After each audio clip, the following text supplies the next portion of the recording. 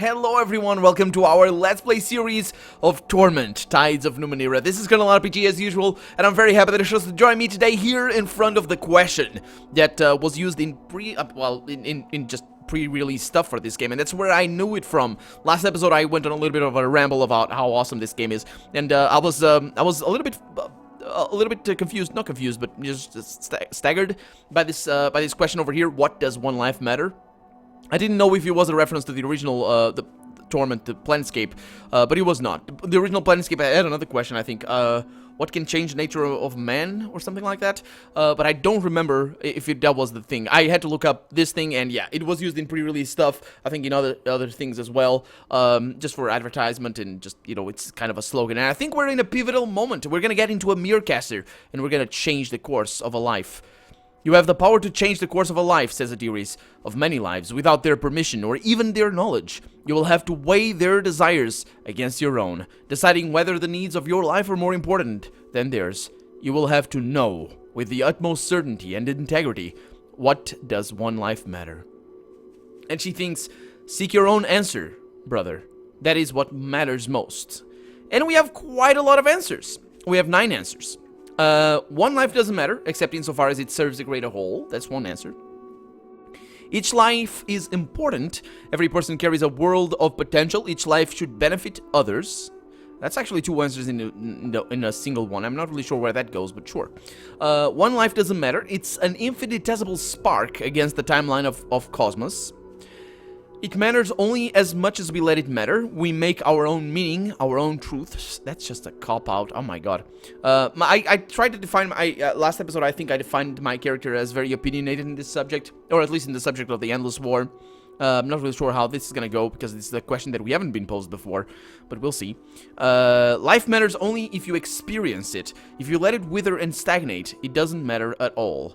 Oh, that's a cool perspective, especially about the mirror casters, because we're effectively, I think they're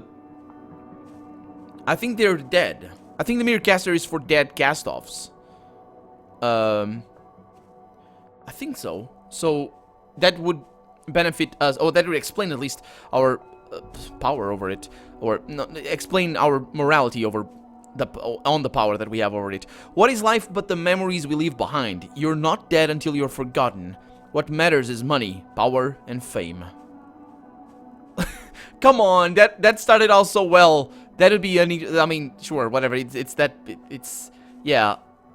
But that's. I mean, you leave a lot of memories. It doesn't need to be biological memories in people's brains. If you leave, I don't know, if you build a city that nobody remembers you from, but you built that city, that's still you leaving there, sure. I mean, you can make that argument right there, but no, it's just money and power and fame. One life can find you knowledge, making new discoveries, passing along knowledge, making humanity greater. That's the purpose of life. The purpose of life, that's, okay. If you're talking about legacy, who cares? What matters is that you build something and use your life constructively. Okay. What matters is continuity of life. Having children, creating more life, passing along experience. I'm gonna go with the middle one. Everything else is kind of weird. Not really for my character, I don't feel. My character, yeah, I'm gonna go with this one. Just, you know, kind of, doesn't matter what it is, as long as you do it. I think that's a realistic, a pragmatical point of view, and it kind of goes in line with what we said before about the goal is in all of this was to make what we said before. The fighting is pointless, but it's still profitable, and that's why it continues about the endless battle. So let's go with the number 5 right there. Oh, red tide. Oh, makes sense, because it is the definition of the red tide. She murmurs laughter. Is that a criticism? I cannot disagree that life should be lived, rather than observed. One can observe all the way to the grave, and suddenly realize that one's life was wasted. Actually, that's living as well, isn't it? That's experienced as well, isn't it? I didn't mean, I mean, she took that to mean that, sure. I'll remember that. From within her robes, she produces a small, clean box. A stylized version of the changing god's sigil is emblazed across the top of it. This is the mirror caster of a cast-off named Zarian. One brother looked into it once and reported seeing Zarian in the fields of Ossifagan and later speaking with Madzov. I highly recommend you take care of any unfinished business before you enter the mirror. You can change the past, after all. anything might happen. Let me know when you're ready. Oh. I'll return when I'm ready. And I will await your return. Wait a minute, now I'm thinking. We can go to... Ooh, some of you might have commented this already. Is that the end game? Or something? We need to go... We can go to Sagas Cliffs from here, right? Because that's where I want to go. I need to go there for a couple of things. 3 things, actually. I need to go talk to Genocide, to Sally Mary, and also to the Fifth Eye. And, yeah, we can definitely go. That's... Oh, man. Oh, man. We're gonna need to come all the way over here? Really? Okay, let me write it down, because I need to know that this is 3, 4, 3, 1. And, that's the one I need to go. So let's, press the button, return to the Necropolis entrance. Yeah, we're gonna need to go back to Sagas Cliffs, because that is, I need to go back there for multiple reasons. So let's start with, I really want to fix Eretis. And if I can find a way, I believe if I fix Eretis, I will be able to find a way to fix the other cast-off as well in the refuge. This is weird that we need to go, it's kind of connected all in a line. It's weird level design, but there's no connection to the, well, maybe there is. It's just one of those teleporters and I didn't use it properly, maybe. I don't know. Anyway, let's poof away from here. And there we go. We still get the little weird bugs, but that's all fine. I'm not really sure what those are for. It might be just on my side. I am running older drivers. I rarely update my graphic cards drivers. It's asking for a disaster, really, if you do that, so I usually don't. Oh, wait a minute. Who do I need to talk to again to get out of here? How do I get out of here?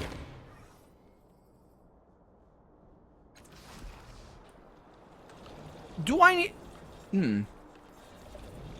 I am confused. Okay, so we have the Lost Shepherd. Maybe a doctor who can help him. Is there somebody... There's somebody over here. Okay, there's somebody in the Necropolis. Or, actually not the... Maybe in the Necropolis, yes, but in the Valley of Dead Heroes. That is a doctor. But I don't know who that is. I wonder if it's Persea, but it probably isn't. I mean, she doesn't talk to me. Let's go up there. Welcome to the darkness, yeah. Hope he wasn't the Numenera, because I killed him. Or it could be that guy. Yeah, she doesn't say anything. Of course not, she's muttering. And then we have these guys. It could be these guys, for all I know. I mean, they're still talkable, right? Hey, Donovan, how's it going? His eyes flicker over you briefly, and then he's back to staring at the distance. Did I see a doctor reading over here? No. Not there. I mean, I saw the white clothes, and I was like, that's good. Nope. Okay, so... Thalana. That's what she told us about. That's the one that told us about the war that we could, choose the line from. Tell you about this. Okay, so that's not the one. That's a shame. I wonder who the doctor is. That's a memory, right? Because I really thought we could go back to Sagas Cliffs. I really thought we could. Oh, this is for the healing powder. Oh, the powders. Could it be for Eretis? Let's see. Let's activate the pyramid's full healing powder. Oh. You run your hands over the pyramid and the pattern you discovered. Except this time you keep going. The white light fades as you do, but a feeling of well-being strengthens. Yeah, it just gives us the stuff that we lost. Okay. That's free rest without actually spending the time. It's fine by me. Fine by me. Let's get out of here. Then let's continue looking around for doctors, because I need to talk to these guys. Could be Blob of 3. I don't think so, but who knows? He has the mask now, which is what he wanted. Nope, he doesn't say anything. There's Cole and Natalie over there. Never really could figure out anything. And there's that thing over there that I don't remember either. I think I got something. Yeah, these guys don't say anything. Let's go up there. Is there something? Did I try that again? Let's see. I can examine the hand, but nothing happens. Just the same hand. I wonder why it remains, though. Why you can continue to examine it. Okay, yeah. I really want to fix Ares, but how can I do that? We got the sane dudes in there. The guys in the necropolis. Could be Tantalum. I doubt it. Let's see. Nope. Nope. I want to talk about silver again. What do you know about silver? Human. Okay, yeah. Those could be the guys. Basic flesh adhering, yeah. I wonder. I don't know. I don't know. I can't leave, can I? Airship Quay, but we can't leave through there. Let me go over there and check. Yeah, there's nothing for us. There's nothing for us. There's this thing, but we can get through, and we're waiting for the airship forever. Okay, so my suspicion... there's these people in here also. I didn't consider, actually, that. So let's talk to them. My suspicion is that either I don't know, I'm gonna be able to go back to Sagas Cliffs, or that, yeah, there's these guys, or that, it's one of the guys in here, in the things. Let's have a chat with Jenkins. So Jenkins is the Jinx, the guy that always wants help. What about you? Can you heal? Can you heal? Are you a doctor? No. That's a shame. What about you, Utwag? Nope. Yeah, these guys don't say anything. This guy is the one that doesn't want to help. Maybe he can. No. Yeah. Okay, well, I think... Let's go, let's insert a number. I have a 3-4. A 3-4.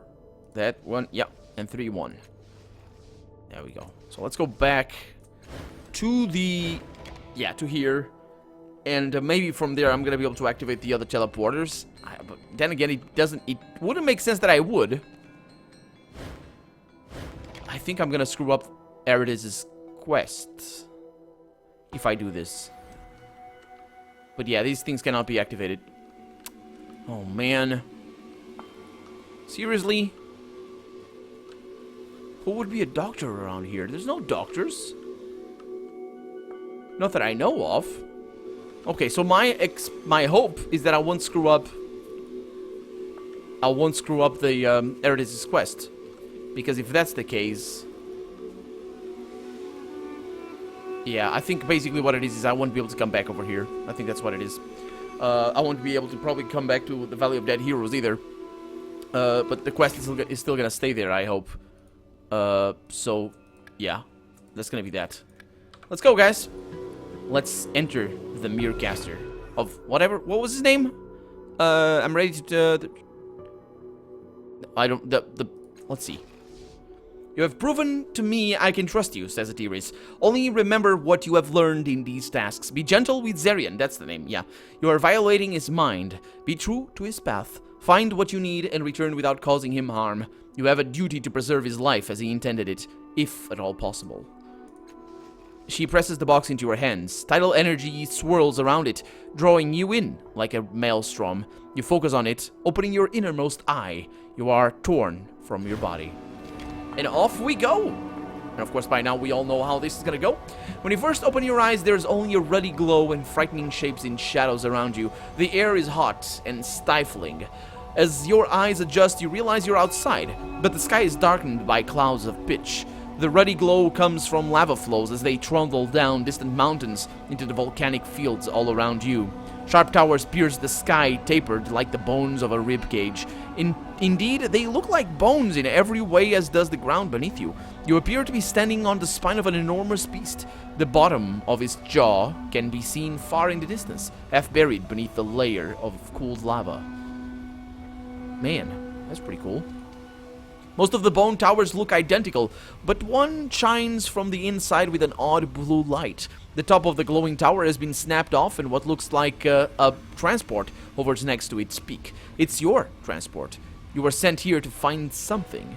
Twisted bridges connect the spine to the volcanic fields around you. In one direction lie enormous foundations of obsidian, arches, spires, and a wall. In the other direction, a narrow path is carved into the mountain face. The field leading to the canyon is illuminated by hundreds of glowing lights. You know this body wasn't sent to find Mazov, but Adiri said he'd appear. Perhaps following through events will lead to him? Yeah, I suppose so. Let's explore the towers around the spine. And that's our first check that we have in a Mirrorcaster, I think. Unless we had one in the first one? I think we did, actually. I was wrong. In the second and third Mirrorcasters that we got, we actually didn't get any checks, if I remember correctly. You search through tower after tower. Some of the chambers you come to are filled with piles of dead relics and broken ciphers, but nothing of value. Finally, you come across something promising. You find a staff made of some prior world metal. It's cool to the touch, unusual given the extreme temperature of the air itself, and burn marks blacken on one end. Very likely this was used as a weapon. It may work again, but probably only once. You take the staff with you. Okay, so let's try to remember who you are and how we can find Mazov. You are in the body of Zarin Daywalker, a jack who can speak with the dead. Indeed, now that you remember that, you can feel the dead all around you. You can hear them. It takes little effort to know the stories of those who died here. You may even be able to imbue some of your life force into their corpses. So he's a necromancer? Huh. Zarin is wearing a black, form-fitting suit that keeps off the worst of the heat. He carries a whip and various necromantic ornaments. Zirian was on a task to someone called the Chimera. He was sent here to find some kind of sphere. The sphere is an artifact called Urlimnion. The Chimera would be, or the Chimera, would be quite upset if Zirian returned without it. Okay, so I need to look for that. Perhaps Zarian's mission will aid on your own. Okay, let's... I can go to the mountains or the obsidian platforms. I think it's the obsidian platforms that we need to go to. But let's use our connection to the dead to learn about the area of the spine. You are in a place called the Fields of Ossifagan. Oh, we have heard of these, yeah. It may have lived and died here, though it seems a terrible place to live. Scavengers from Sagas Cliffs have been through here in recent centuries, seeking treasures of the past. Before that, it was mutants fleeing revolution after bloody revolution in a place called Haref. Before that, refugees from a village called Shonya. I don't know. Before that, the Ossifagans themselves, which I believe would be this thing. Huh. You see a glimmer of a powerful artifact. Hundreds of years ago, there was a battle here. Many died. 2 people, a middle-aged woman and a teenage girl, fought over a copper sphere at the top of the glowing bone tower. That was the changing god, wasn't it? That was the changing god, a middle-aged woman and a teenage girl. That's Choi. If I think, maybe, we'll see. Perhaps the copper sphere is what you were sent here to find. Yeah, let's go to the obsidian formations. And just go there. Oh, crap. Oh, that's not a... Oh my god, what is this? Look at this. Oh, I think I've seen concept art of this. Crossing the volcanic plains, you arrive at the obsidian formations. Massive structures of cooled, shining rock leap from the ground, curling into impossible shapes. An enormous black wall rings most of the formations, rising 100 meters out of the ground in places. The obsidian formations are dark, quiet, and desolate. A hot wind blows from magma flows farther off, but here nothing flows and nothing leaves. In the distance, you can see the spine and bone towers, and in the other direction, the plains stop at a sheer cliff face with a mountain pass carved in between. Let's learn about this location. The obsidian formations did not form naturally. Creatures made of pure light, called fire whites, formed these structures out of hot, flowing magma, then supercooled them into the shape they are now. The whites were trying to get at something or someone. You see a pair of figures atop a small flying platform. One of them holds a copper sphere that glows with a golden light. The whites tried to trap them here with their wall, but they escaped and flew towards the mountain pass. That's them. That's the changing god and Choi, I suppose. Maybe. Maybe. Another event occurred here. The fire whites have killed many people over hundreds, even thousands of years. These deaths culminated in the creation of something called a Gemorna. Gemorn, a creature of pure rage. The Gemorn, it needs to be pronounced like that, otherwise it's not ragey enough. Has since wandered these volcanic fields with an insatiable lust for revenge, mostly against the whites that created it. Okay. So let's explore the area. Of course. You search for anything remotely interesting, but the place is barren. As you are about to leave, an orange glow reflects off the rock ahead.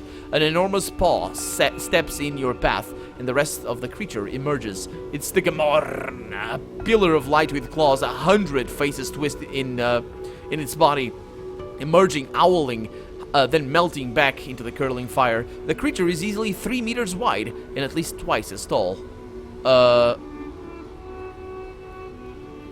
Well, at least I have the staff. Let's attack the Gemorn with the staff you found in the Bone Towers. You aim the charged end of the staff at the center of the Gemorn and press the button on the side. Thunder claps in the air and a scalding beam of light strikes one of the Gemorn's face. The Gemorn howls in pain. Its rage wasn't directed at you before, but it is now. It charges at you. You try to fire the staff again, but nothing happens. The staff is useless now. Let's run to the mountain pass. Oh, it's after us. Ooh, the Gemorn lets out a piercing cry. It stays right on your tail the entire way, forcing you to sprint, gasping for breath in the hot air. You can feel the Gemorn's rage like a hand pressing against your back. It presses harder, squeezing your mind. The Gemorn's howl makes the ground tremble. Suddenly the pressure releases, and the air turns burning cold. You risk a glance behind you and realize you are in the center of the plains leading to the mountain pass, surrounded by fire whites. Oh, the Gemorn grabs whites one at a time, tearing them in two, then tossing them aside. How could I ever freaking kill one of these things? Unless the whites are small? I don't know. I mean, they made huge formations, so who knows? The whites rush forward together to defend themselves against the terrible beast. In the anger, you are forgotten and ignored. That's good. Forever. Am I ignored forever? Let's explore the fields carefully. With the whites ignoring you, searching the fields is relatively easy. You find a kind of shield embedded in the molten rock, and you feel, rather than see, the strong presence of death here. Searching further, you find a copper sphere lying on the ground. Is that the sphere? So I can use my connection to the dead and animate a corpse and have the corpse get the sphere for you. I'm gonna do that. Reaching into the earth, you find the body called Amma and summon her forth. With uncanny strength, she crawls out from the cooled rock. Though her skin is charred and rotting, a cast-off tattoo is clearly visible on her head. You command her to collect the sphere. The whites are preoccupied with the Gemorn, and so Amma's body reaches the sphere easily and returns it to you. Then the corpse collapses.